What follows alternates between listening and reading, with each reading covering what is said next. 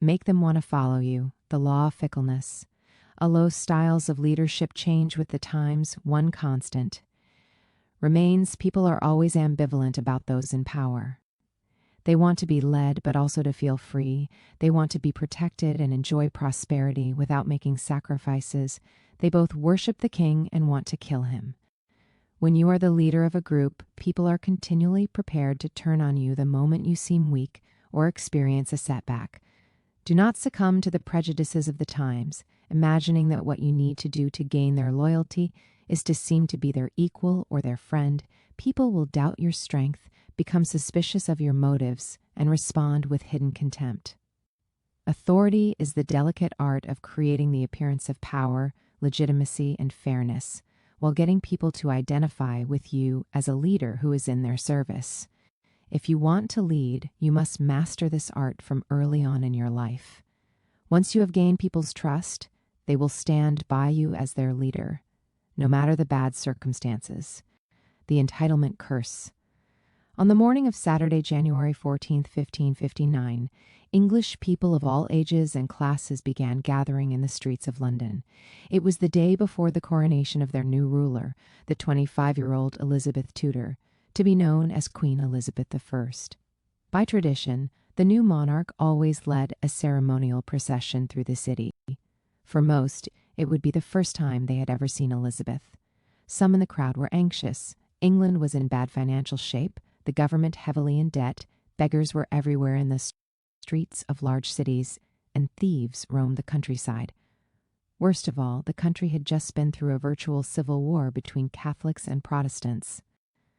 Elizabeth's father, Henry VIII, 1491 to 1547, had created the Church of England and had moved to transform England into a Protestant country.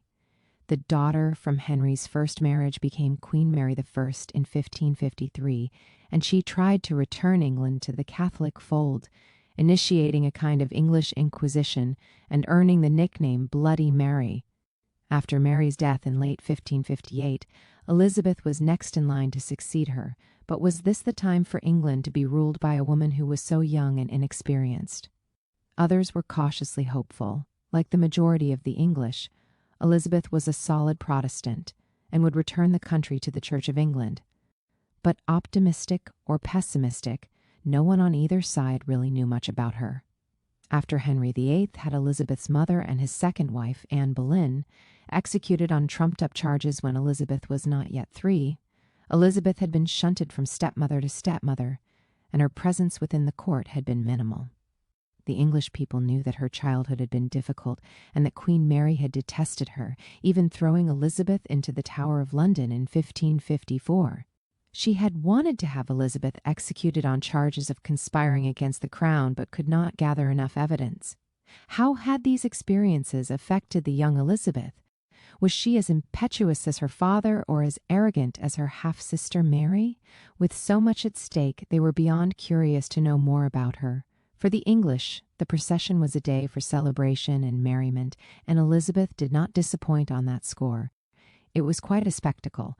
Colorful tapestries on the exterior walls of houses, banners and streamers from every window, musicians and jesters roaming the streets entertaining the crowd. As a light snow fell, the queen-to-be herself now appeared on the streets, and wherever she passed, the crowd grew hushed. Carried in an open litter, she wore the most beautiful golden royal robe and the most magnificent jewels. She had a charming face and the liveliest dark eyes. But as the procession moved along and various pageants were performed for her benefit, the English saw something they had never witnessed before or could even begin to imagine. The queen seemed to enjoy mingling with the crowds, tears filling her eyes as she listened attentively to the poorest of Londoners with their petitions and blessings for her reign. When she talked, her manner of speaking was natural and even a bit folksy. She fed off the growing excitement in the crowd, and her affection for the people in the streets was all too apparent. One older and quite poor woman handed her a withered sprig of rosemary for good luck, and Elizabeth clutched it the entire day.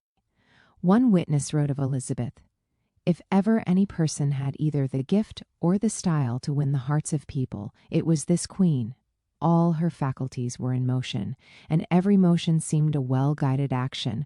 Her eye was set upon one, her ear listened to another, her judgment ran upon a third, to a fourth she addressed her speech.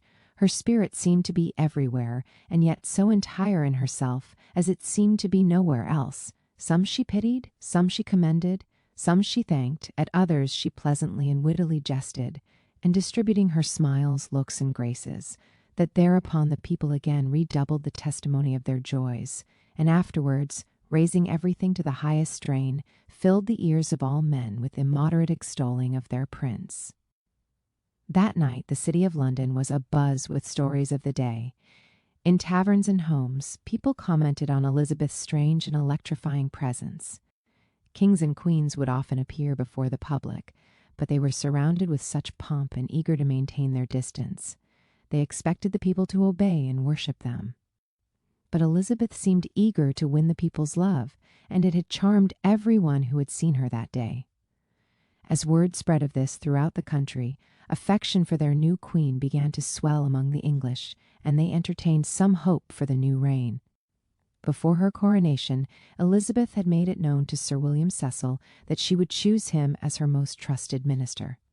Cecil, 13 years older than the Queen, had served as an important counselor under Edward VI, Elizabeth's half-brother, who had ruled after the death of Henry VIII in 1547 from age 9 until his death at age 15. Cecil had known Elizabeth since she was 14. They shared similar intellectual interests and were both solid Protestants. They had many lively conversations and a friendly rapport.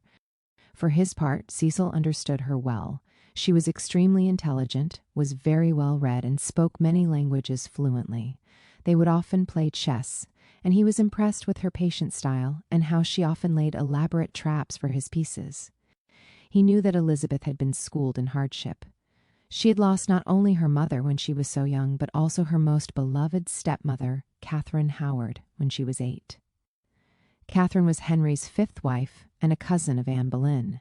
Henry had had her beheaded on trumped-up charges of adultery. Cecil also knew that the few months Elizabeth had spent in the Tower of London had had a traumatic effect on her, since she had expected to be executed at any moment. She had emerged from all of these experiences as a remarkably affable young woman, but Cecil knew that behind the exterior she was willful, temperamental, and even devious. Cecil was also certain about one more thing: ruling was not for women. Queen Mary I had been England's first true female ruler, and she had proven to be a disaster. All the government ministers and administrators were men, and a woman could not stand up to the rough and tumble of dealing with them and with male foreign diplomats. Women were too emotional and unsteady. Elizabeth might have a very capable mind, but she did not have the resilience for the job, and so Cecil had formed a plan. Slowly, he and his cohorts would take over the reins, the Queen advising but mostly following her minister's guidance. And as quickly as possible they would get her married, preferably to a Protestant, and her husband would take over and rule as the king. Almost from the beginning of her reign, however, Cecil realized that his plan would not be so easy to enact. The Queen was headstrong and had plans of her own. In one way, he could not help but be impressed. Her first day on the job, she held a meeting and made it clear to her future counselors that she knew more than they did about the financial state of the country. She was determined to make the government solvent. She appointed Cecil as her Secretary of State, and she began meeting with him several times a day, giving him no spare hour to rest. Unlike her father, who had let his ministers run things so he could devote himself to hunting and pursuing young women, Elizabeth was completely hands-on. Cecil was astounded at how many hours she put into the job, working well past midnight. She was exacting in what she expected from him and the other ministers, and occasionally she could be quite intimidating. If he pleased her with what he said or did, the Queen was all smiles and a touch coquettish. But if something turned out wrong, or if he disagreed too vociferously, she would shut him out for days, and he would return home to stew in his anxiety. Had he lost her trust? On occasion she looked at him harshly or even upbraided him in the thunderous style of her father. No, the Queen would not be easy to manage, and slowly he found himself working harder than ever to impress her. As part of his plan for the men to slowly take over power, he made sure that all correspondence from foreign governments would be first routed to his desk. He would keep the Queen in the dark on several important matters. Then he discovered that the Queen had learned of this, and behind his back had ordered all diplomatic correspondence to go through her. It was like a chess game, and she was playing several moves ahead. He got angry and accused her of undermining him in his work. But she stood her ground and had a very logical response. Unlike Cecil, she spoke and read all of the major European languages and understood their nuances, and it would be better for all if she personally conducted diplomacy and brought the ministers up to date on foreign affairs. It was useless to argue, and he soon realized that when it came to handling such correspondence and meetings with diplomats, Elizabeth was a master negotiator. Slowly, his resistance wore down. Elizabeth would remain in charge, at least for the first few years of her reign. But then she would marry and produce the necessary heir for England, and her husband would take over. It was unnatural for her to continue in this role as an unwed ruler. It was rumored that she had confided in several friends that she would never marry, and that she had an overwhelming fear of marriage based on what she had seen with her father. But Cecil could not take this seriously. She kept telling everyone that all that mattered was the greater good of England, but to keep England without an heir apparent was to risk a future civil war. Surely she could see the logic in this. His goal was simple: to get the Queen to agree to marry a foreign prince in order to forge an alliance that would benefit England in its weakened state. Preferably this would be a Protestant prince, but as long as he was not a Catholic fanatic, Cecil would approve the choice. The French were dangling before her a marriage with their 14-year-old king, Charles IX, and the Habsburgs were promoting a marriage with Archduke Charles of Austria. Cecil's great fear was that she would marry the one man whom she had actually fallen in love with, Robert Dudley, the Earl of Leicester, a man beneath her in station who would stir up all kinds of dissension and intrigue within the English court. As representatives of different countries pressed their cases, Elizabeth would seem to favor one, then grow cold. If the Spanish were suddenly creating trouble on the continent, she would begin marriage negotiations with the French to make King Philip II of Spain suddenly fear a French-English alliance and back off, or with Archduke Charles of Austria to strike fear in both the French and Spanish. Year after year she played this game. She confessed to Cecil she had no desire to be a wife, but when Parliament threatened to cut off funds if she did not promise to marry, Elizabeth would soften and negotiate with one of her suitors. Then, once the funds from Parliament had been secured, she would find some other excuse to break off the marriage talk. The prince or king or archduke was too young, too fervently Catholic, not her type, too effeminate, on and on. Not even Dudley could break her resolve and get her to marry him. After a few years of this, his frustration mounting, Cecil finally saw through the game. There was nothing he could do, but at the same time he had come to realize that Queen Elizabeth I was almost certainly a more capable ruler than any of the foreign matches. She was so frugal with expenses that the government was no longer in debt. As Spain and France ruined themselves with endless wars, Elizabeth prudently kept England out of the conflicts, and soon the country was prospering.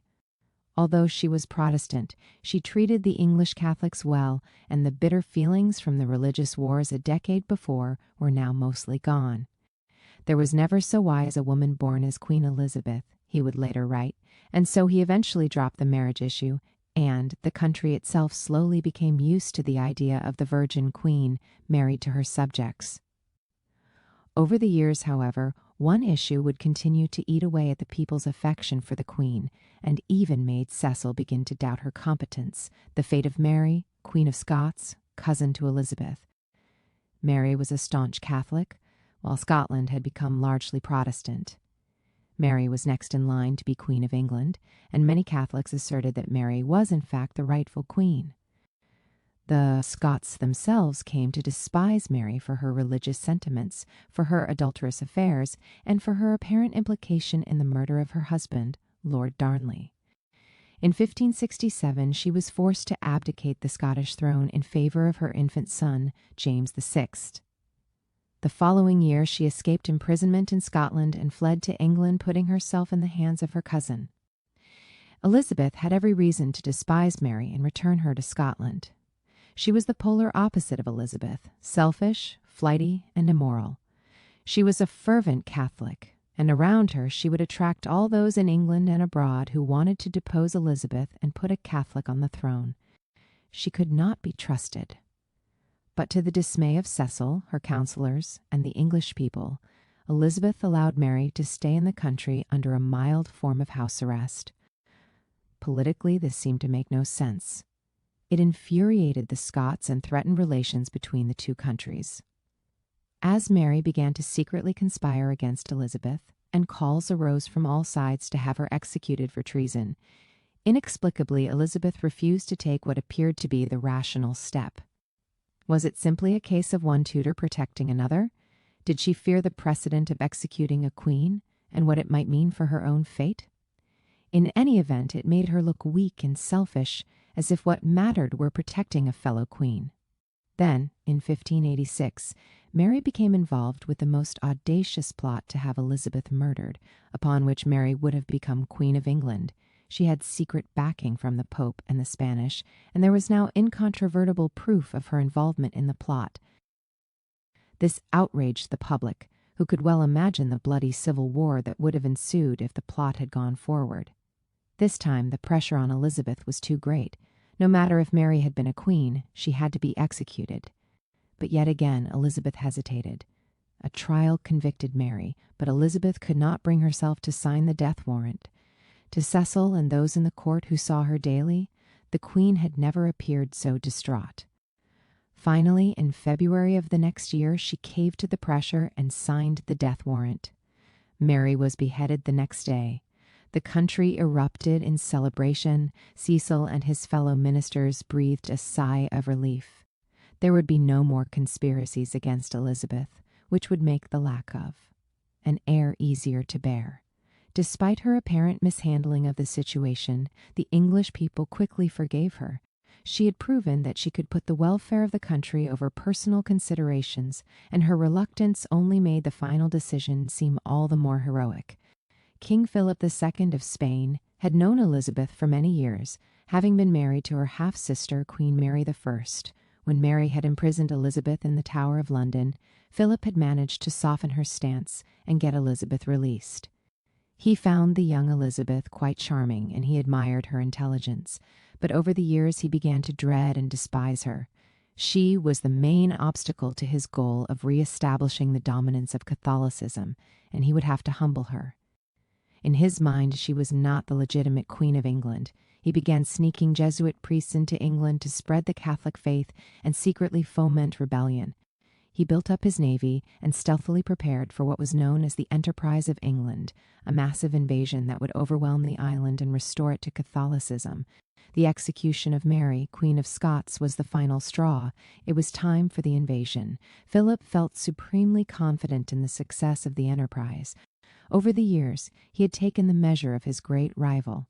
She was crafty and clever, but she had one overwhelming disadvantage. She was a woman.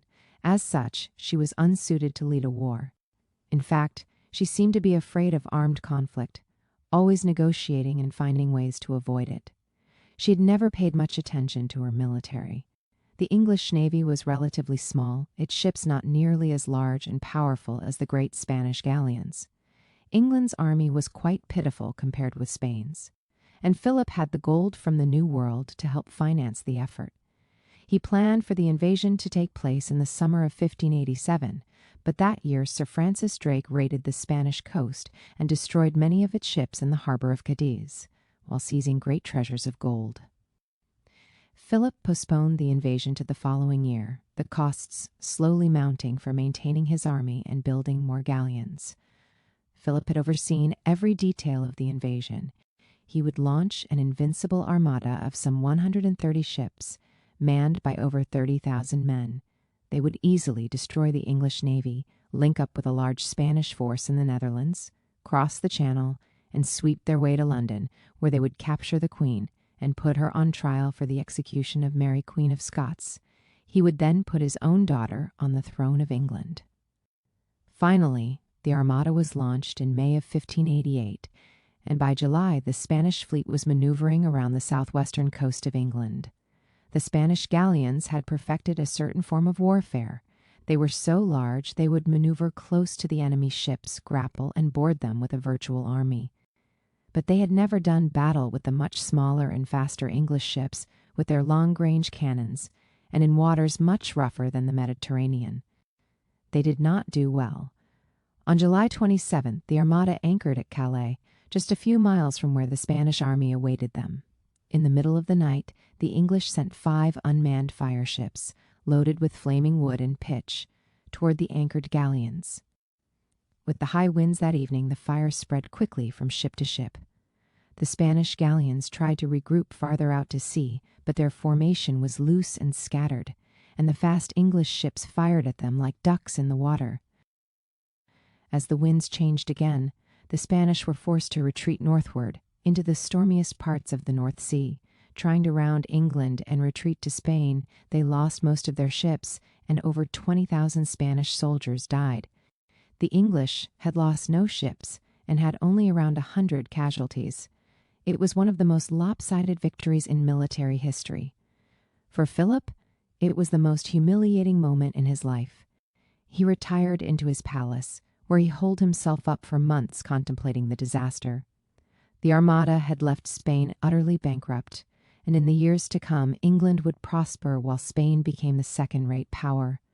Somehow Elizabeth had outwitted him. To the other leaders in Europe who hated her, she now seemed invincible and a ruler to be feared. Pope Sixtus V, who had excommunicated her and had given his blessing to the Armada, now exclaimed, "Just look how well she governs! She is only a woman, only mistress of half an island, and yet she makes herself feared by Spain, by France, by the Empire, by all." Now in England there arose a veritable cult around the Virgin Queen. She was now referred to as Her Sacred Majesty. To catch a glimpse of her riding through London or passing on her barge on the Thames seemed like a religious experience. One group, however, proved less susceptible to this powerful aura: the new generation of young men now filling the royal court. To them, the Queen was showing her age. They respected her accomplishments, but they saw her more as a domineering mother figure. England was a rising power. These young men yearned to make a name for themselves on the battlefield, and so earn public acclaim. Yet Elizabeth continually thwarted this desire. She refused to finance a large-scale campaign to finish off Philip, or to aid the French in their fight against the Spanish. They saw her as tired and felt it was time for their spirited, masculine generation to lead England. And the young man who came to epitomize this new spirit was Robert Devereux, 2nd Earl of Essex. Born in 1566, Essex was handsome and high-strung. He knew the Queen had a weakness for young men, and he quickly charmed her, becoming her new favorite. He genuinely liked and admired her, but at the same time he resented the power she possessed over his fate. He began to test her. He asked for favors, mostly money. She gave these to him. She seemed to enjoy spoiling him. And as the relationship progressed, Essex began to see her as a woman he could manipulate. He started to criticize her rather boldly in front of other courtiers, and the Queen let him get away with it. She drew a line, however, when he asked for high political positions for himself and his friends, and then he would fly into a rage. It was humiliating to depend on the whims of a woman. But days later he would calm down and return to his charm offensive. Kept away from political power, he saw that his only chance for fame and glory was to lead an English army to victory. Elizabeth allowed him to lead some smaller military expeditions on the continent. His record was mixed.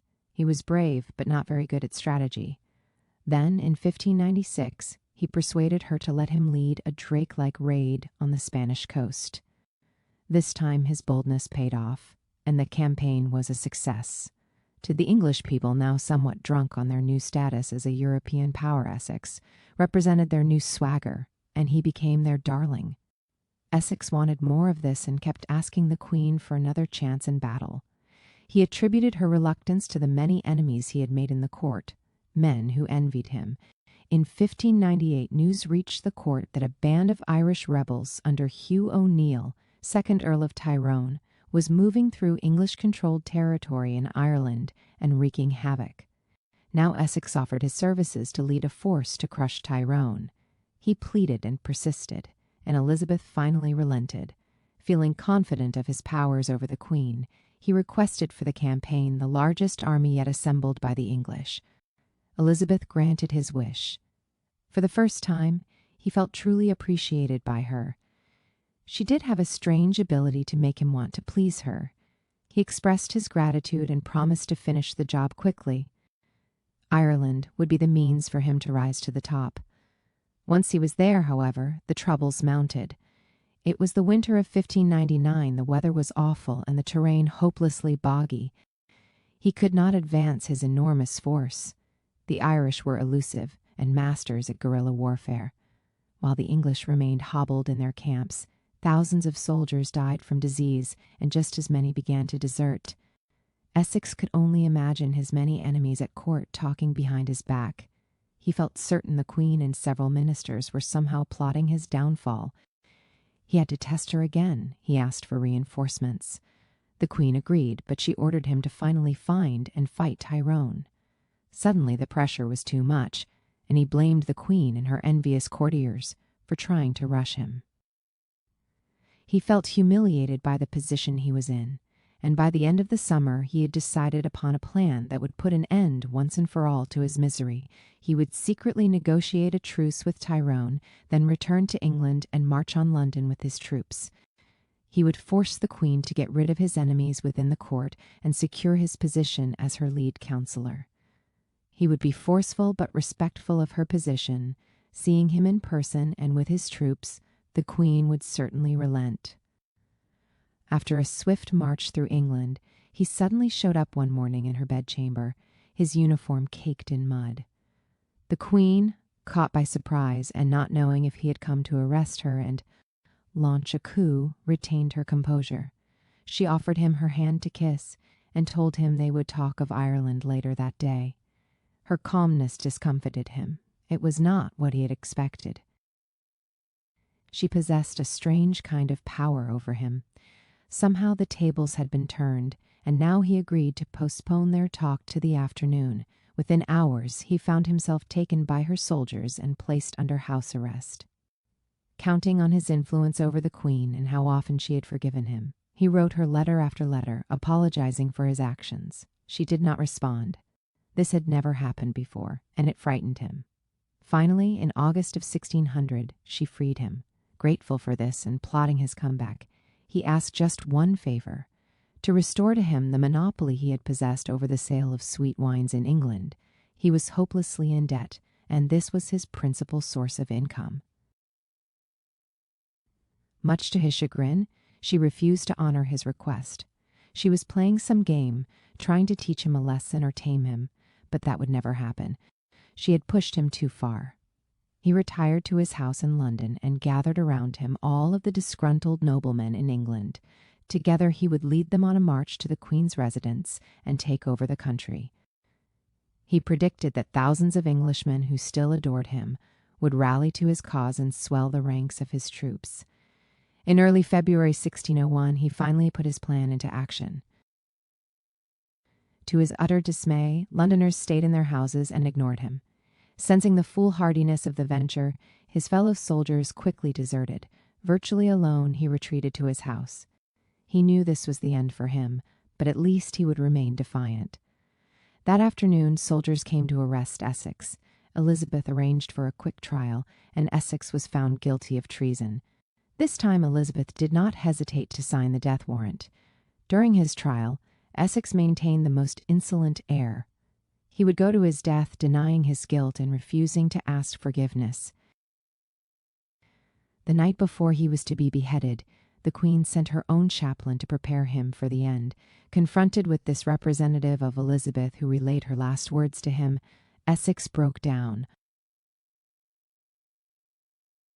All those moments in which he had sensed her authority but had tried to resist its power, including that morning in her bedchamber when she had stood before him so regal in self, possessed, suddenly overwhelmed him. He confessed his crimes to the chaplain.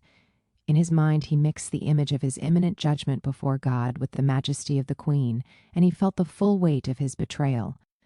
He could see her face before him, and it frightened him. He told the chaplain, "I must confess to you that I am the greatest, the vilest, and most unthankful traitor that ever has been in the land." The Queen was right to execute him, he said. He requested a private execution so as not to inflame the public. In his last words, he asked God to preserve the Queen. He went to his death with a submissiveness and quiet dignity that no one had seen or suspected in him before. Interpretation: when Elizabeth Tudor became queen, she understood her supremely fragile position. Unlike her father or almost any other English monarch, she had zero credibility as a ruler and no respect or authority to draw upon. The country was in a weakened state. She was too young, with no political experience or prior proximity to power to learn from. Yes, by merely occupying the throne she could expect some obedience, but such loyalty was thin and could change with the slightest mistake or crisis. And within months or years, she would be forced to marry, and as she knew, being married could lead to all sorts of problems if she did not quickly produce a male heir. What made this even more troubling was that Elizabeth was ambitious and highly intelligent. She felt more than capable of ruling England. She had a vision of how she could solve its many problems and transform it into a European power. Marriage would not only be bad for her, but for the country as well. Most likely she would have to marry a foreign prince, whose allegiance would be to his country of origin.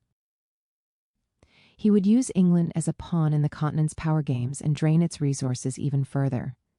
But given all the odds against her, how could she hope to rule England on her own?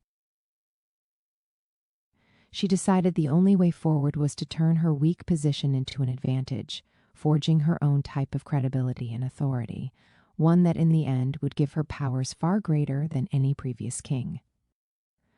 Her plan was based on the following logic. Kings and queens of her time ruled with a tremendous sense of entitlement due to their bloodline and semi-divine status.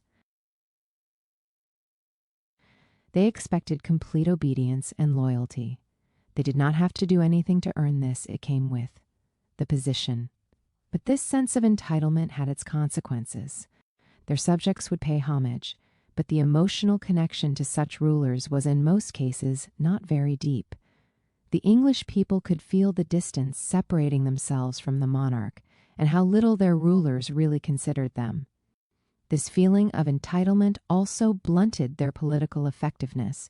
The government ministers were cowed and intimidated by someone like Henry VIII, and so their energy went into appeasing the king rather than using their own intelligence and creative powers. With this sense of entitlement, rulers paid less attention to the details of governing, which were too boring. Wars of conquest became their chief means of getting glory and providing riches for the aristocracy, even though such wars drained a country's resources. These rulers could be incredibly selfish. Henry VIII had Elizabeth's mother executed so he could marry his latest mistress, not caring how tyrannical this made him seem to the English. Mary, Queen of Scots, had her husband murdered so she could marry her lover. It would be easy for Elizabeth to delude herself and simply expect the loyalty that came with her august position. But she was too smart to fall into that trap. She would deliberately go in the opposite direction. She would feel no sense of entitlement. She would keep in mind the weakness of her actual position. She would not passively expect loyalty. She would turn active. She would earn the trust and credibility she required through her actions over time. She would demonstrate that she was not selfish, that everything she did was motivated by what was for the greater good of the country. She would be alert and relentless in this task. She would alter the way people, her subjects, her ministers, her foreign rivals perceived her, from an inexperienced and weak woman to a figure of authority and great power. By forging much deeper ties with her ministers and the commoners, she would overcome people's natural fickleness and channel their energies for the purpose of rebuilding England. Her first appearances before the English people were cleverly crafted to set the stage for a new type of leadership. Surrounded by all the usual royal pomp, she mixed in a common touch, making her seem both comforting and regal. She was not faking this. Having felt powerless in her youth, she could identify with the poorest charwoman of England. She indicated through her attitude that she was on their side, sensitive to their opinions of her. She wanted to earn their approval. She would build on this empathy throughout her reign, and the bonds between her and subjects became much more intense than with any previous ruler. With her ministers, the task was more delicate and difficult. It was a group of power-hungry men, with their egos and need to feel smarter than and superior to a woman. She depended on their help and goodwill to run the country, but if she revealed too much dependence on them, they would walk all over her, and so from the first days of her rule, she made the following clear. She was all business. She would work harder than all of them. She would reduce expenditures for the court, sacrificing her own income in the process, and all activity was to be directed toward lifting England out of the hole it had fallen into. She showed early on her superior knowledge of the finances of the country and the tough side of herself in any negotiation.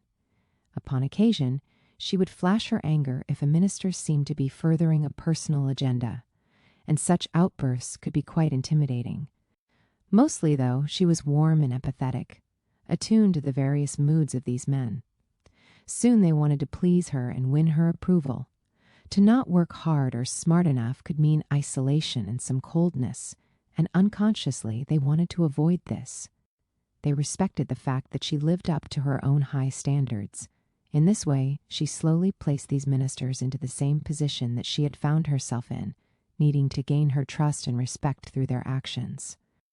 Now, instead of a cabal of conspiring, selfish ministers, the Queen had a team working to further her agenda, and the results soon spoke for themselves. By these methods, Elizabeth acquired the credibility she needed, but she made one major mistake: her handling of Mary, Queen of Scots. Elizabeth had become somewhat entitled herself, feeling in this case that she knew better than her ministers, and that her personal qualms about executing a fellow queen trumped everything else. She paid a price for this policy, as she felt the people's respect for her draining away, and it pained her. Her sense of the greater good was what guided her, but in this case the greater good would be served by having Mary executed. She was violating her own principles. It took some time, but she realized her mistake. She tasked the head of her secret service to lure Mary into her most far-reaching conspiracy to get rid of Elizabeth. Now, with solid evidence of Mary's complicity, Elizabeth could take the dreaded step. In the end, going against her own feelings for the sake of the country, in essence admitting her mistake, gained her even more trust from the English. It was the kind of response to public opinion that almost no rulers of the time were capable of. When it came to her foreign rivals, particularly Philip II, Elizabeth was not naive and understood the situation. Nothing she had done had earned her any respect or respite from their endless conspiracies to get rid of her. They disrespected her as an unmarried queen and as a woman who seemed to fear conflict and warfare. She largely ignored all of this and kept to her mission of securing England's finances. But when the invasion of England seemed imminent, she knew it was time to finally prove herself as the great strategist that she was. She would play on Philip's underestimating of her craftiness and her toughness as a leader. If war was necessary, she would do it as economically and efficiently as possible. She invested large sums in creating the most elaborate spy system in Europe, which allowed her to know in advance Spain's plans for the invasion, including the date of the launch. With such knowledge, she could commission and pay for an army at the last minute, saving huge sums of money. She financed Sir Francis Drake's raids on the coast of Spain and its galleons at sea. This allowed her to enrich England's coffers and delay the launching of the Armada, which made it all the more expensive for Philip. When it seemed certain the launch would occur within a few months, she quickly built up the English Navy, commissioning smaller and faster ships, cheaper to build in bulk and well-suited to the English seas. Unlike Philip, she left battle strategy in the hands of her admirals, but she overruled them on one score. She wanted them to fight the Armada as close to England as possible. This would play into English hands, as the Spanish galleons were not suited for the stormy northern seas, and the English soldiers fighting with their backs to their country would fight all the harder. In the end, Spain was bankrupted and never to return to her former glory, while England under Elizabeth was now the rising power. But after this great victory, she resisted the calls to take the battle to Spain and deal the country a fatal blow. She was not interested in war for glory or conquest, but only to safeguard the country's interests. After the defeat of the Armada, her authority and credibility seemed invulnerable, but Elizabeth would never let her guard down. She knew that with age and success would naturally come that dreaded sense of entitlement and the insensitivity that went with it. As a woman ruling the country by herself, she could not afford such a letdown. She retained her receptiveness to the moods of those around her, and she could sense that the younger men now filling the court had a much different attitude toward her. Their respect was for her position as queen, but it did not run much deeper than that. Once again, she would have to struggle against masculine egos, but this time without her own youthful charms and coquetry to fall back on. Her goal with Essex was to tame and channel his spirit for the good of the country, as she had done with her ministers. She indulged him in his endless desires for money and perks, trying to calm his insecurities, but when it came to giving him any political power, she set limits. He had to prove himself, to rise to her level before she would grant him such powers. When he threw tantrums, she remained calm and steady, unconsciously proving to him her superiority and the need for self-control. When it became clear he could not be tamed, she let him go far enough with his conspiring to ruin his reputation and allow her to get rid of this cancer. And when he faced death for his crime, it was not simply the image of God that terrified him, but that of the queen, whose aura of authority finally overwhelmed this most insolent and self-entitled of men. Understand, although there are no longer powerful kings and queens in our midst, more of us than ever operate as if we consider ourselves royalty. We feel entitled to respect for our work, no matter how little we have actually accomplished. We feel people should take our ideas and projects seriously, no matter how little thought went into them or how meager our track record. We expect people to help us in our careers because we are sincere and have the best intentions. Some of this modern form of entitlement might come from being especially spoiled by our parents, who made us feel that anything we did was golden. Some of it might come from the technology that so dominates our lives and spoils us as well. It gives us immense powers without our having to exert any real effort. We have come to take such powers for granted and expect everything in life to be so fast and easy. Whatever the cause, it infects all of us, and we must see this sense of entitlement as a curse. It makes us ignore the reality. People have no inherent reason to trust or respect us just because of who we are. It makes us lazy and contented with the slightest idea or the first draft of our work. Why do we have to raise our game or strain to improve ourselves when we feel we are already so great? It makes us insensitive and self-absorbed. By feeling that others owe us trust and respect, we negate their willpower, their ability to judge for themselves, and this is infuriating. We may not see it, but we inspire resentment, and if we become leaders or sub-leaders, the effect of this curse only gets worse. Unconsciously, we tend to sit back and expect people to come to us with their loyalty and respect for the high position we occupy. We grow defensive and prickly if our ideas are challenged, putting our intelligence and wisdom into question, even on the smallest of matters. We expect certain perks and privileges, and if there are sacrifices to be made, we somehow feel we should be exempted. If we make a mistake, it is always the fault of someone else or circumstances or some momentary inner demon beyond our control. We are never really to blame. We are not aware of how this affects those whom we lead because we notice only people's smiles and nods of approval at what we say. But they see through us. They feel the entitlement we project, and over time it diminishes their respect and disconnects them from our influence. At a certain tipping point, they may turn against us with a suddenness that is shocking. Like Elizabeth, we must realize that we are actually in a weak position, and we must struggle to adopt the opposite attitude. We expect nothing from the people around us, from those whom we lead. We are not defensive or sitting back, but completely active. Everything we get from others, and most definitely their respect, must be earned. We have to continually prove ourselves. We have to show that our primary consideration is not ourselves and our sensitive egos, but the welfare of the group. We must be responsive and truly empathetic to people's moods, but with limits. To those who show themselves to be mostly self-promoting, we are tough and merciless. We practice what we preach, working harder than others, sacrificing our own interests if necessary, and being accountable for any mistakes. We expect the members of the group to follow our lead and prove themselves in return. With such an attitude, we will notice a very different effect. People will open themselves to our influence. As we move toward them, they move toward us. They want to win our approval and respect. With such an emotional connection, we are more easily forgiven for mistakes.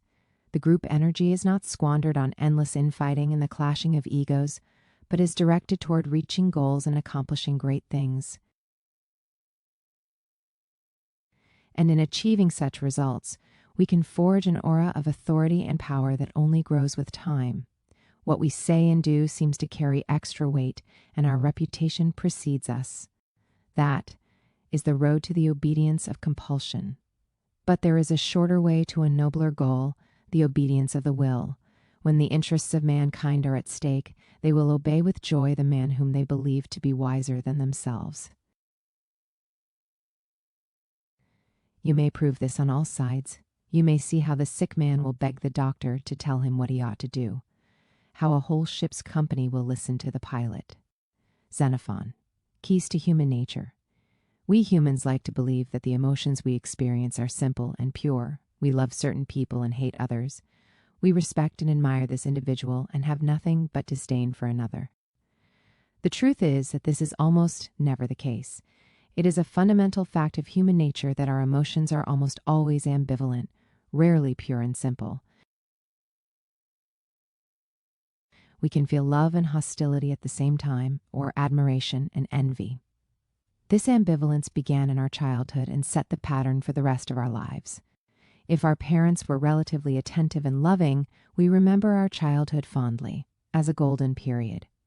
What we conveniently forget is that even with such parents, we tended to feel resentful of our dependence on their love and care. In some cases, we felt smothered. We yearned to assert our willpower, to show we could stand on our own. Feeling too dependent on their attention could open up tremendous anxieties about our vulnerability if they were gone. And so we inevitably felt some hostility and desire to disobey, along with our affection. If they were not kind and caring, later in life we resent them and can remember only their coldness and our present antipathy. But we forget that in our childhood we tended to gloss over their negative traits and find ways to love them despite their treatment, and to somehow blame ourselves for not deserving their affection. Given the fact that we depended on them for our survival, to feel they truly did not care would have stirred up far too much anxiety. Mixed with moments of anger and frustration were feelings of need and love. And so as children, when one emotion dominated us, the other lay underneath, a continual ambivalent undertone. As adults, we experience similar ambivalence with our friends and intimate partners, particularly if we feel dependent on them and vulnerable. Part of the reason for this essential ambivalence is that strong, pure emotions are frightening. They represent a momentary loss of control. They seem to negate our willpower. We unconsciously balance them with contrary or conflicting emotions. And part of it stems from the fact that our moods are continually shifting and overlapping. Whatever the cause, we are not aware of our own ambivalence because contemplating the complexity of our emotions is baffling, and we prefer to rely on simple explanations for who we are and what we are feeling. We do the same with the people around us, reducing our interpretations of their feelings to something simple and digestible.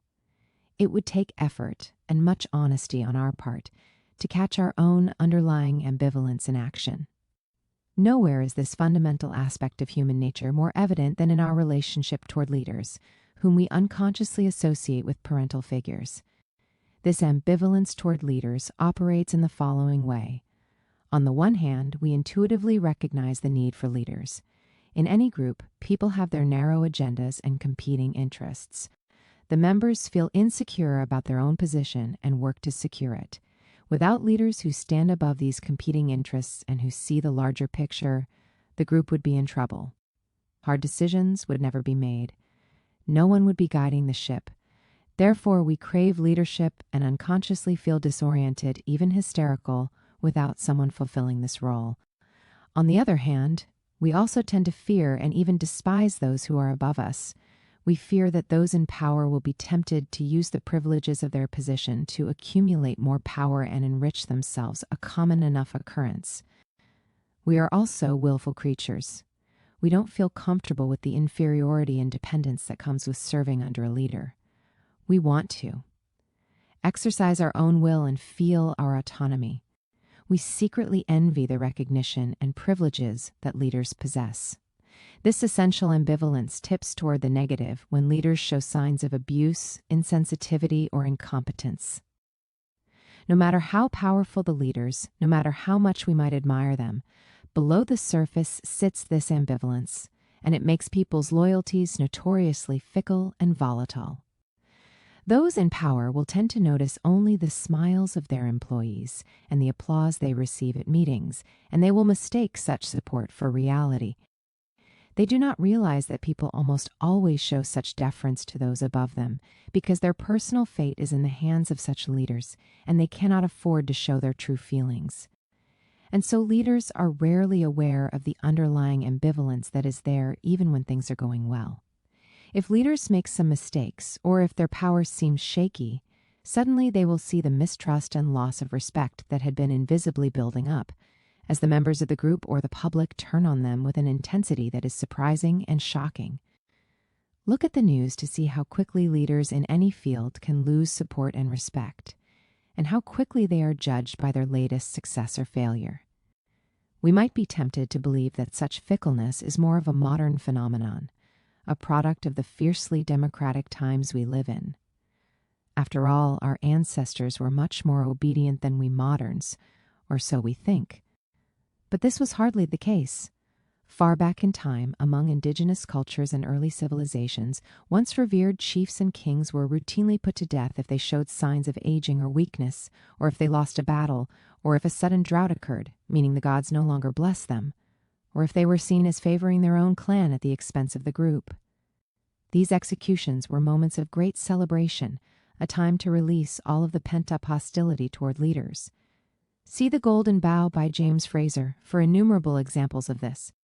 Perhaps unconsciously, our ancestors feared any one individual lasting long in power because they sensed the corrupting aspect of power, and with someone new and fresh, they could control him better. In any case, underneath their obedience lay tremendous wariness. We may not execute our chiefs anymore, but we do so symbolically in our elections and in the media, taking joy in witnessing the ritualistic fall of the powerful. We may not blame them for a lack of rainfall, but we will blame them for any downturn in the economy, even though most of what happens in the economy is beyond their control. As with the rainfall, they seem to have lost the blessings of good fortune, of the gods. When it comes to our ambivalence and mistrust, we have not changed as much as we think. Throughout history, however, certain notable leaders have been able to erect a bulwark against this volatility, to earn a type of solid respect and support that allowed them to accomplish great things over time. We think of Moses, or the ancient Indian emperor Asoka, or Pericles, see Chapter 1, or the Roman general Scipio Africanus, or Queen Elizabeth I. In more modern times, we can think of Abraham Lincoln, or Martin Luther King Jr., or Warren Buffett, or Angela Merkel, or Steve Jobs. We shall call such power authority, reverting to the original significance of the word, which comes from the Latin auctoritas, the root meaning to increase or augment, to the ancient Romans. Those who had founded their republic possessed tremendous wisdom. Their ancestors had demonstrated this wisdom by how strong and long-lasting were the institutions they had established, and how they had transformed their provincial town into the preeminent power in the known world. To the extent that Roman senators and leaders returned to this basic wisdom and embodied the ideals of the founders, they had authority, an augmented presence, and increased prestige and credibility. Such leaders did not have to resort to speeches or to force.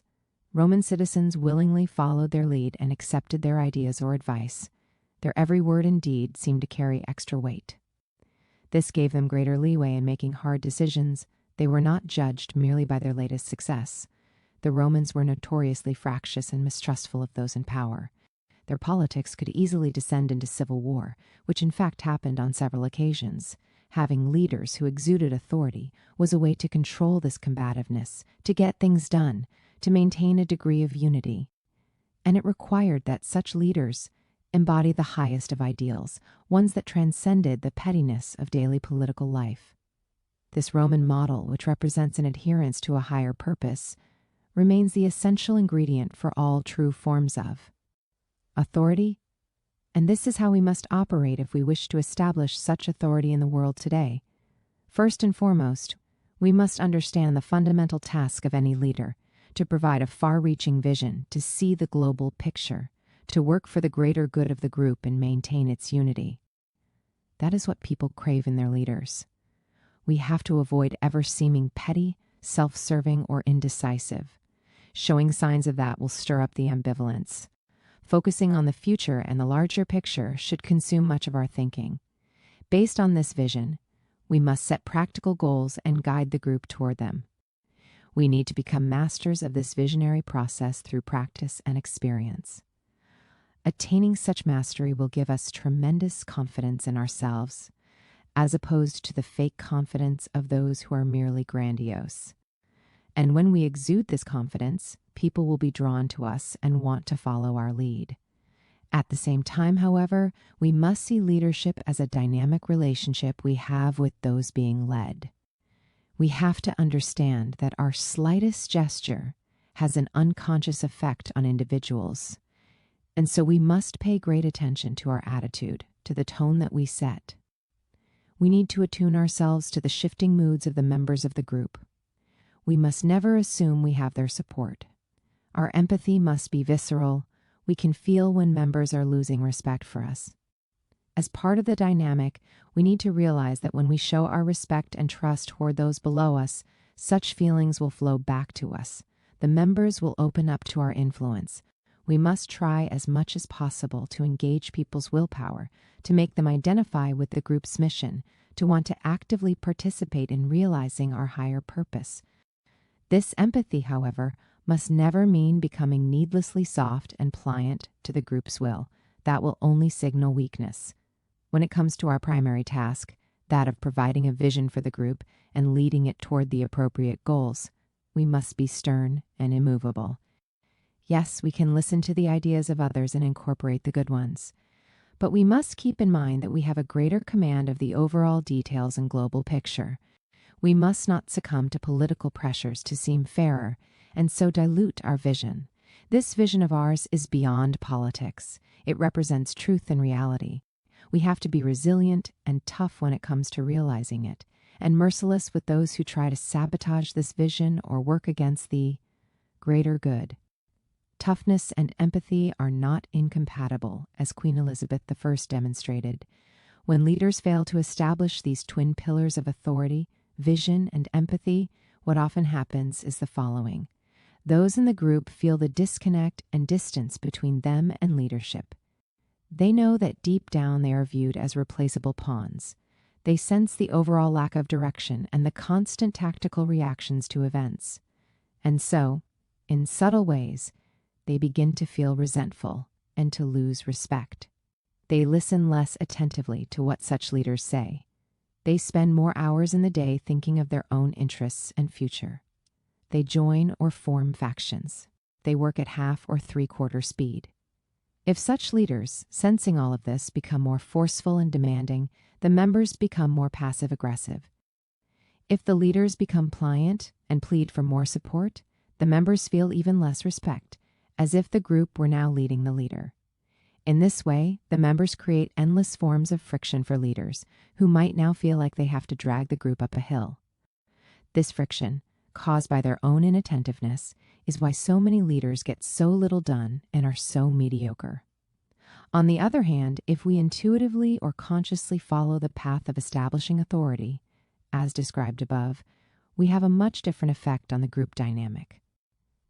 The ambivalence of the members or the public does not go away. That would violate human nature, but it becomes manageable.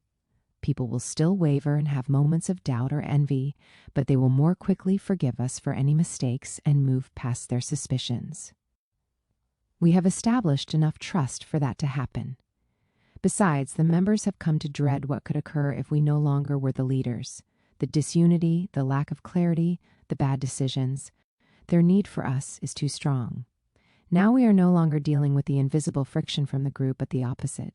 The members feel engaged in the larger mission. We are able to channel their creative energy instead of having to drag them along. With this loyalty in place, it is easier to reach goals and realize our vision. This gives us the augmented presence of authority, in which everything we say and do has added weight. It is always within our capacity to reach this ideal, and if the members lose respect and trust in us, we must see this as our own fault. Your task as a student of human nature is threefold. First, you must make yourself a consummate observer of the phenomenon of authority, using as a measuring device the degree of influence people wield, without the use of force or motivational speeches. You begin this process by looking at your own family and gauging which parent, if any, exercised greater authority over you and your siblings. You look at the teachers and mentors in your life, some of whom distinguished themselves by the powerful effect they had on you. Their words and the example they set still reverberate in your mind. You observe your own bosses in action, looking at their effect not only on you and other individuals, but also on the group as a whole. Lastly, you look at the various leaders in the news. In all these cases, you want to determine the source of their authority or lack of it. You want to discern moments when their authority waxes or wanes, and figure out why. Second, you want to develop some of the habits and strategies, see the next section, that will serve you well in projecting authority. If you are an apprentice who aspires to a position of leadership, developing these strategies early on will give you an impressive and appealing aura in the present, making it seem as if you were destined to be powerful. If you are already in a leadership position, these strategies will strengthen your authority and connectedness to the group. As part of this process, you need to reflect on the effect you have on people. Are you constantly arguing, trying to impose your will, finding much more resistance than you expect to your ideas and projects? Do people nod as they listen to your advice and then do the opposite?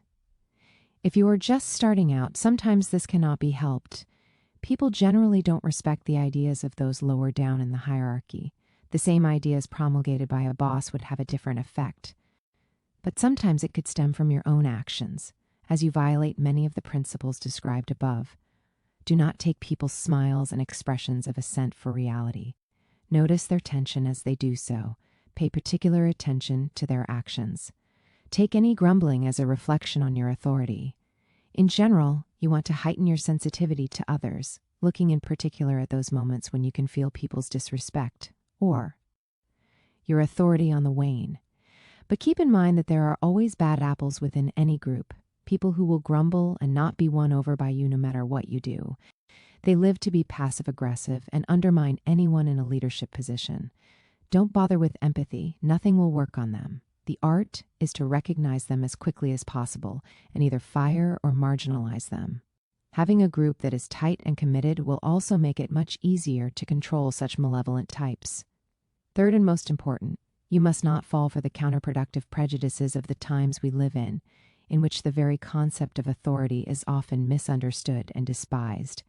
Today we confuse authority with leaders in general, and since so many of them in the world seem more interested in preserving their power and enriching themselves, naturally we have doubts about the very concept itself.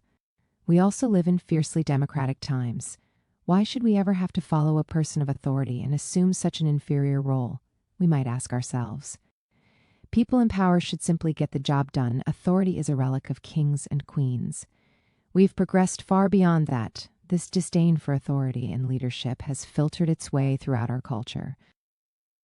We no longer recognize authority in the arts. Everyone is a legitimate critic, and standards should be personal. Nobody's taste or judgment should be seen as superior. In the past, parenting was considered the model of authority, but parents no longer want to see themselves as authority figures whose role is to inculcate children with particular values and culture. Instead, parents like to see themselves more as equals, with a bit more knowledge and experience, whose role is really to validate their children's feelings and make sure they are continually entertained and occupied. They are more like older friends. This same leveling dynamic applies to teachers and students, where learning must be fun. In this atmosphere, leaders begin to believe that they are more like caretakers. They are to stand back and enable the group to make the right decisions, doing everything by consensus. Or they entertain the idea that what matters more than anything else is crunching numbers, absorbing the massive information available today. Data and algorithms will determine the direction to take and are the real authority. All of these ideas and values have unintended consequences. Without authority in the arts, there is nothing to rebel against, no prior movement to overturn, no deep thinking to assimilate and later even reject. There is only an amorphous world of trends that flicker away with increasing speed. Without parents as authority figures, we cannot go through the critical stage of rebellion in adolescence, in which we reject their ideas and discover our own identity. We grow up lost, constantly searching outside ourselves for that identity. Without teachers and masters whom we acknowledge as superior and worthy of respect, we cannot learn from their experience and wisdom, perhaps even seeking later on to surpass them with new and better ideas. Without leaders who dedicate much mental energy to foreseeing trends and guiding us to long-term solutions, we are lost.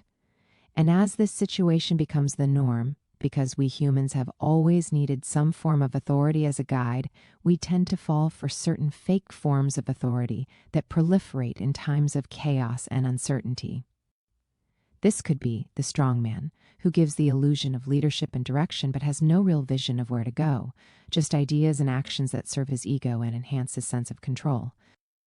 This could be the panderer, the leader who cleverly mimics what the public wants to hear, creating the illusion of being sensitive to the group and giving it what it wants. This could be the chummy leader, who affects the style and mannerisms of everyone else, offering what seems to be the ultimate in fairness, fun, and consensus. This could also be the authority of the group, which becomes that much more powerful in the age of social media. What other people are saying and doing must be true and respected, by dint of sheer numbers. But all of these false forms only lead to more turmoil, chaos, and bad decisions. As students of human nature, we must recognize the myriad dangers of our prejudice against authority figures. To acknowledge people of authority in the world is not an admission of our own inferiority, but rather an acceptance of human nature and the need for such figures. People of authority should not be seen as self-serving or tyrannical. In fact, those are the qualities that diminish their authority. They are not relics of the past, but people who fulfill a necessary function and whose style adapts with the times. Authority can be an eminently democratic phenomenon.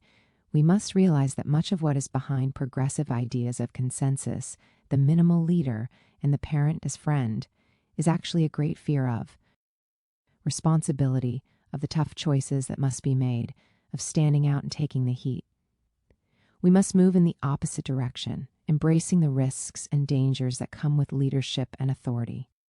In the world today, we humans have become more self-absorbed, more tribal and tenacious in holding on to our narrow agendas. We have become consumed by the barrage of information inundating us. We are even more fickle when it comes to leaders. And so the need for true figures of authority, with an elevated perspective, a high attunement to the group, and a feel for what unifies it, has never been greater. And because of that, we are tasked with establishing our authority and assuming such a necessary role. Strategies for establishing authority.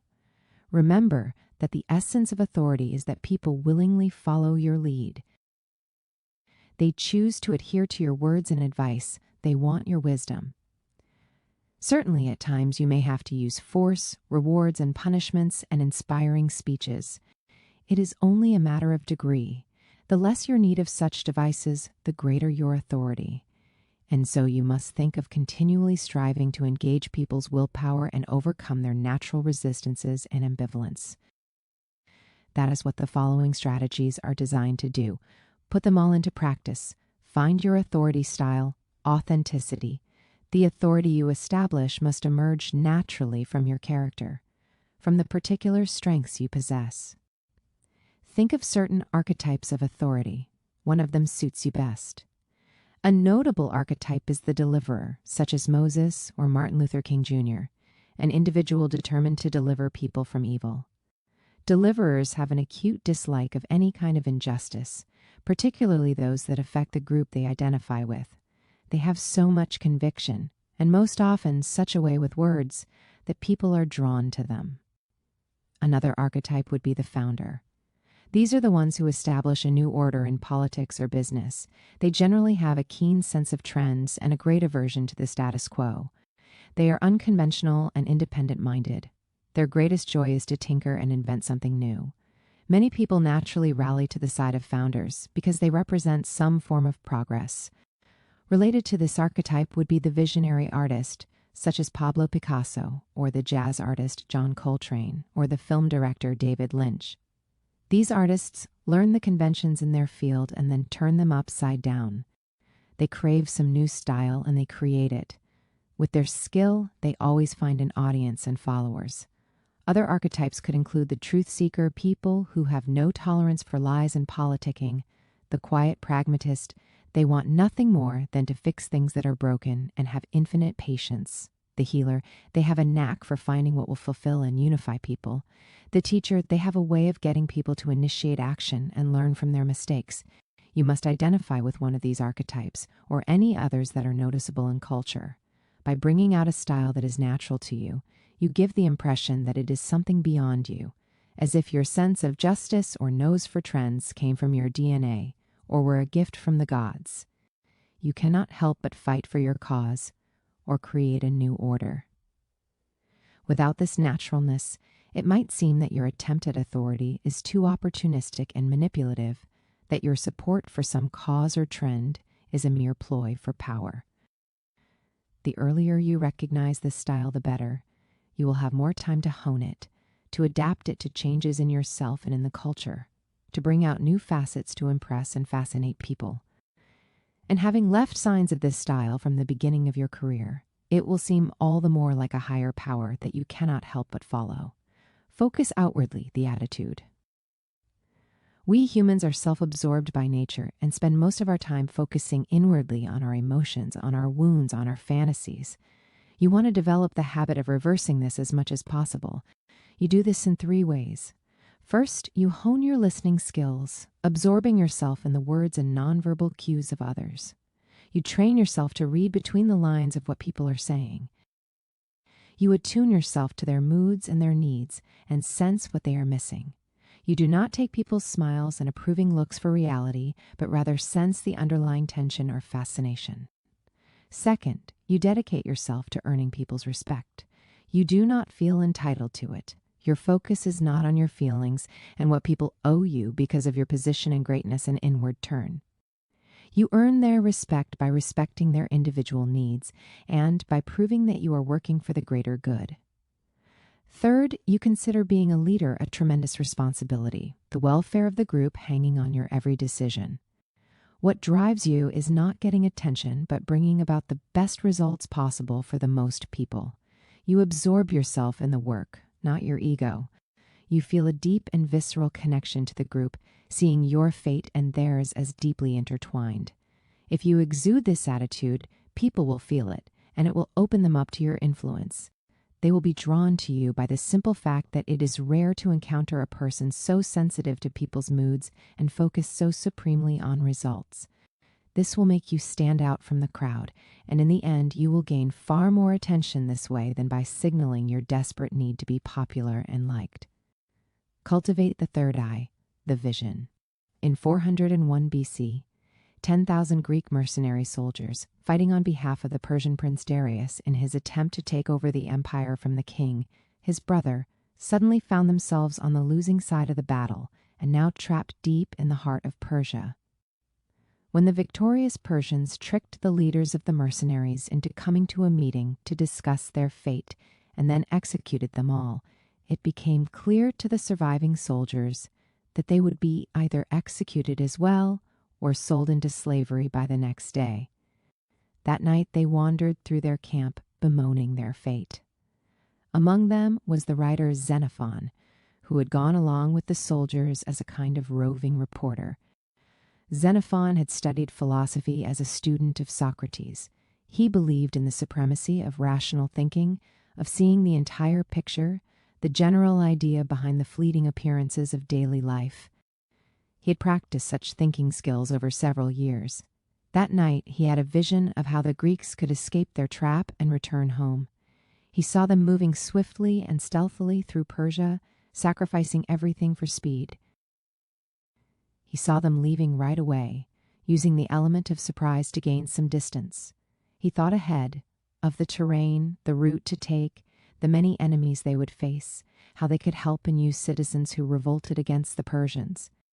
He saw them getting rid of their wagons, living off the land and moving quickly, even in winter. In the space of a few hours he had conjured up the details of the retreat, all inspired by his overall vision of their fast zigzag route to the Mediterranean and home. Although he had no military experience, his vision was so complete and he communicated it with such confidence that the soldiers nominated him as their de facto leader.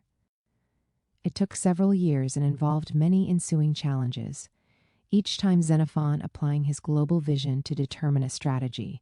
But in the end, he proved the power of such rational thinking by leading them to safety, despite the immense odds against them. This story embodies the essence of all authority and the most essential element in establishing it. Most people are locked in the moment. They are prone to overreacting and panicking, to seeing only a narrow part of the reality facing the group. They cannot entertain alternative ideas or prioritize.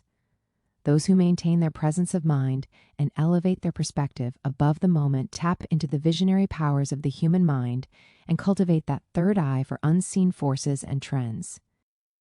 They stand out from the group, fulfill the true function of leadership, and create the aura of authority by seeming to possess the godlike ability to read the future. And this is a power that can be practiced and developed and applied to any situation.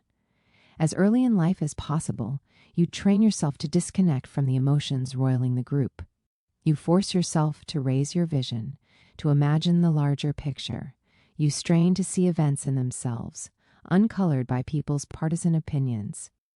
You entertain the perspective of the enemy. You listen to the ideas of outsiders. You open your mind to various possibilities. In this way, you gain a feel for the gestalt or overall shape of the situation. You game out the possible trends, how things might play out in the future, and in particular how things could go wrong. You have infinite patience for this exercise. The more deeply you go into it, the more you can acquire the power to discern the future in some form.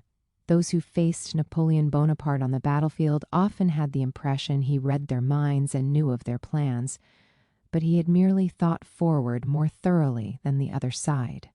The great German thinker and writer Johann Wolfgang von Goethe seemed to have the uncanny ability to predict future trends, but it came from years of study and global thinking. Once you have your vision, you then slowly work backward to the present, creating a reasonable and flexible way to reach your goal. The more thinking that goes into this process, the more confident you will feel about your plan, and this confidence will infect and convince others. If people doubt your vision, you stay inwardly firm. Time will prove you right.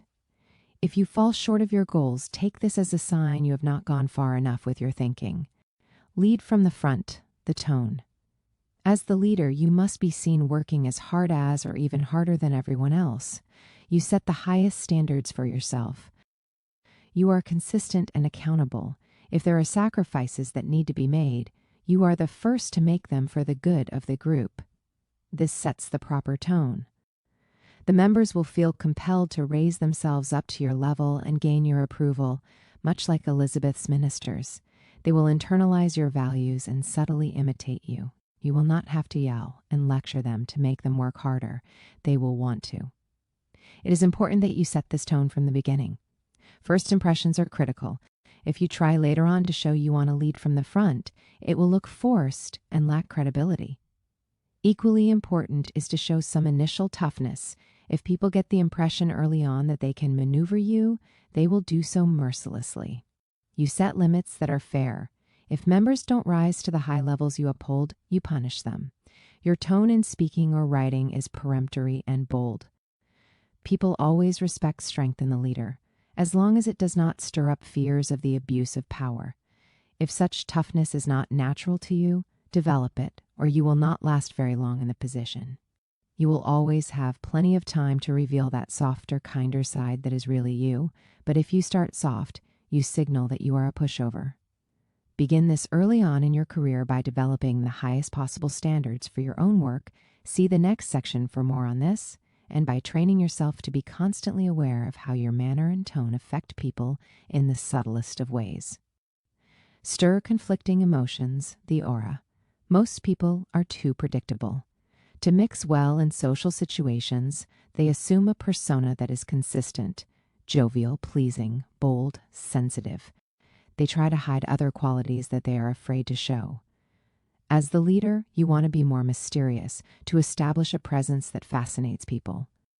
By sending mixed signals, by showing qualities that are ever so slightly contrary, you cause people to pause in their instant categorizations and to think about who you really are. The more they think about you, the larger and more authoritative your presence. So, for instance, you are generally kind and sensitive, but you show an undertone of harshness, of intolerance towards certain types of behavior. This is the pose of parents who demonstrate their love while indicating limits and boundaries. The child is trapped between affection and a touch of fear, and from that tension comes respect. In general, try to keep your bursts of anger or recriminations as infrequent as possible. Because you are mostly quiet and empathetic, when your anger flares, it really stands out and has the power to make people truly intimidated and contrite. You can mix prudence with an undertone of boldness that you occasionally display. You deliberate long on problems, but once a decision is made, you act with great energy and audacity. Such boldness comes out of nowhere and creates a strong impression.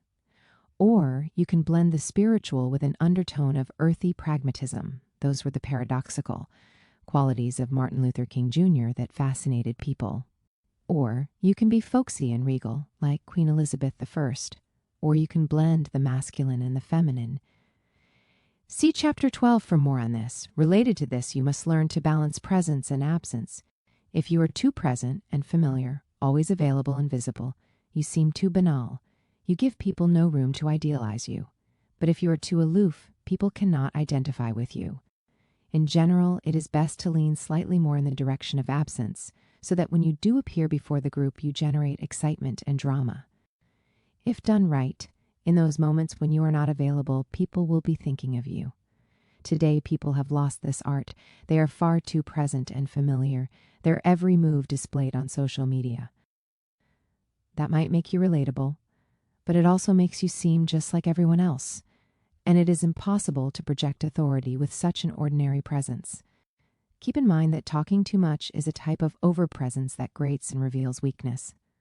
Silence is a form of absence and withdrawal that draws attention. It spells self-control and power. When you do talk, it has a greater effect. In a similar fashion, if you commit a mistake, do not over-explain and over-apologize. You make it clear you accept responsibility and are accountable for any failures, and then you move on. Your contrition should be relatively quiet. Your subsequent actions will show you have learned the lesson. Avoid appearing defensive and whiny if attacked. You are above that. Develop this aura early on as a way to enthrall people. Do not make the mix too strong or you will seem insane. It is an undertone that makes people wonder in a good way. It is a matter not of faking qualities you do not have, but rather of bringing out more of your natural complexity. Never appear to take, always to give, the taboo. Taking something from people they have assumed they possessed. Money, rights, or privileges, time that is their own. Creates a basic insecurity and will call into question your authority and all the credit you have amassed. You make the members of the group feel uncertain about the future in a most visceral manner. You stir up doubts about your legitimacy as a leader. What more will you take? Are you abusing the power that you have? Have you been fooling us all along? Even the hint of this will harm your reputation. If sacrifices are necessary, you are the first to make them, and they are not simply symbolic. Try to frame any loss of resources or privileges as temporary, and make it clear how quickly you will restore them. Follow the path of Queen Elizabeth I and make the husbanding of resources your primary concern so that you never end up in this position. Make it so that you can afford to be generous. Related to this, you must avoid overpromising to people. In the moment, it might feel good to let them hear of the great things you will do for them, but people generally have an acute memory for promises, and if you fail to deliver, it will stick in their mind, even if you try to blame others or circumstances. If this happens a second time, your authority begins to sharply erode. Not giving what you promised to deliver will feel like something you have taken away. Everyone can talk a good game and promise, and so you seem like just anyone else we encounter, and the disappointment can be profound. Rejuvenate your authority, adaptability. Your authority will grow with each action that inspires trust and respect. It gives you the luxury to remain in power long enough to realize great projects. But as you get older, the authority you establish can become rigid and stodgy. You become the father figure who starts to seem oppressive by how long he has monopolized power, no matter how deeply people admired him in the past. A new generation inevitably emerges that is immune to your charm, to the aura you have created. They see you as a relic. You also have the tendency as you get older to become ever so slightly intolerant and tyrannical, as you cannot help but expect people to follow you. Without being aware, you start to feel entitled, and people sense this. Besides, the public wants newness and fresh faces. The first step in avoiding this danger is to maintain the kind of sensitivity that Elizabeth displayed throughout her life, noting the moods behind people's words, gauging the effect you have on newcomers and young people. Losing that empathy should be your greatest fear, as you will begin to cocoon yourself in your great reputation. The second step is to look for new markets and audiences to appeal to, which will force you to adapt. If possible, expand the reach of your authority without making a fool of yourself by attempting to appeal to a younger crowd that you cannot really understand. Try to alter your style somewhat with the passing years. In the arts, this has been the secret to success of people like Pablo Picasso or Alfred Hitchcock or Coco Chanel. Such flexibility in those who are in their 50s and beyond will give you a touch of the divine and immortal. Your spirit remains alive and open, and your authority is renewed. The inner authority. We all have a higher and a lower self. At certain moments in life, we can definitely feel one part or the other as the stronger. When we accomplish things, when we finish what we start, we can sense the outlines of this higher self. We feel it as well when we think of others before ourselves, when we let go of our ego, when instead of merely reacting to events, we step back and think and strategize the best way forward. But equally, we know all too well the stirrings of the lower self, when we take everything personally and become petty, or when we want to escape reality through some addictive pleasure, or when we waste time, or when we feel confused and unmotivated. Although we most often float between these two sides, if we look at ourselves closely, we have to admit that the lower half is the stronger one. It is the more primitive and animal part of our nature. If nothing impels us to do otherwise, we naturally become indolent, crave quick pleasures, turn inward, and brood over petty matters. It often takes great effort and awareness to tame this lower half and bring out the higher side. It is not our first impulse. The key to making the struggle between the two sides more even, and to perhaps tip the scales toward the higher, is to cultivate what we shall call the inner authority. It serves as the voice, the conscience of our higher self. This voice is already there. We hear it at times, but it is weak. We need to increase the frequency with which we hear it and its volume. Think of this voice as dictating a code of behavior, and every day we must make ourselves listen to it. It tells us the following: you have a responsibility to contribute to the culture and times you live in. Right now, you are living off the fruits of millions of people in the past who have made your life incomparably easier through their struggles and inventions. You have benefited from an education that embodies the wisdom of thousands of years of experience. It is so easy to take this all for granted, to imagine that it all just came about naturally, and that you are entitled to have all of these powers. That is the view of spoiled children, and you must see any signs of such an attitude within you as shameful.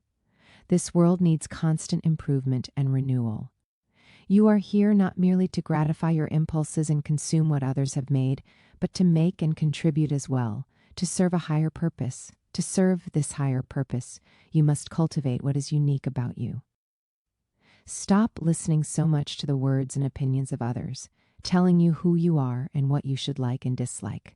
Judge things and people for yourself. Question what you think and why you feel a certain way. Know yourself thoroughly, your innate tastes and inclinations, the fields that naturally attract you. Work every day on improving those skills that mesh with your unique spirit and purpose. Add to the needed diversity of culture by creating something that reflects your uniqueness. Embrace what makes you different. Not following this course is the real reason you feel depressed at times. Moments of depression are a call to listen again to your inner authority. In a world full of endless distractions, you must focus and prioritize. Certain activities are a waste of time. Certain people of a low nature will drag you down, and you must avoid them. Keep your eye on your long and short-term goals and remain concentrated and alert. Allow yourself the luxury of exploring and wandering creatively, but always with an underlying purpose. You must adhere to the highest standards in your work. You strive for excellence, to make something that will resonate with the public and last. To fall short of this is to disappoint people and to let down your audience, and that makes you feel ashamed. To maintain such standards, you must develop self-discipline and the proper work habits. You must pay great attention to the details in your work and place a premium value on effort. The first thought or idea that comes to you is most often incomplete and inadequate. Think more thoroughly and deeply about your ideas, some of which you must discard. Do not become attached to your initial ideas, but rather treat them roughly. Keep in mind that your life is short, that it could end any day. You must have a sense of urgency to make the most of this limited time. You don't need deadlines or people telling you what to do and when to finish. Any motivation you need comes from within. You are complete and self-reliant. When it comes to operating with this inner authority, we can consider Leonardo da Vinci our model. His motto in life was ostinato rigor, relentless rigor. Whenever Leonardo was given a commission, he went well beyond the task, poring over every detail to make the work more lifelike or effective. No one had to tell him to do this. He was ferociously diligent and hard on himself. Although his interests ranged far and wide, when he attacked a particular problem, it was with complete focus. He had a sense of a personal mission to serve mankind, to contribute toward its progress. Impelled by this inner authority, he pushed beyond all of the limits that he had inherited, being an illegitimate son with little direction or education early on in his life. Such a voice will likewise help us push beyond the obstacles that life places in our path. It might seem at first glance that having such a voice from within could lead to a rather harsh and unpleasant life, but in fact, it is the opposite. There is nothing more disorienting and depressing than to see the years pass by without a sense of direction, grasping to reach goals that keep changing, and squandering our youthful energies. Much as the outer authority helps keep the group unified, its energy channeled toward productive and higher ends, the inner authority brings you a sense of cohesion and force. You are not gnawed by the anxiety that comes with living below your potential, feeling the higher self in ascendance. You can afford to indulge that lower self, to let it out at moments to release tension and not become a prisoner of your shadow. And most important, you no longer need the comfort and guidance of a parent or leader. You have become your own mother and father, your own leader, truly independent and operating according to your inner authority. The select man, the excellent man, is urged by interior necessity to appeal from himself to some standard beyond himself, superior to himself, whose service he freely accepts. We distinguish the excellent man from the common man by saying that the former is one who makes great demands on himself, and the latter the one who makes no demands on himself, but contents himself with what he is, and is delighted with himself. Contrary to what is usually thought, it is the man of excellence, who lives in essential servitude. Life has no savor for him unless he makes it consist in service to something transcendental. Hence he does not look upon the necessity of serving as an oppression. When by chance such necessity is lacking, he grows restless and invents some new standard, more difficult, more exigent, with which to coerce himself. This is life lived as a discipline, the noble life, Jose Ortega y Gasset,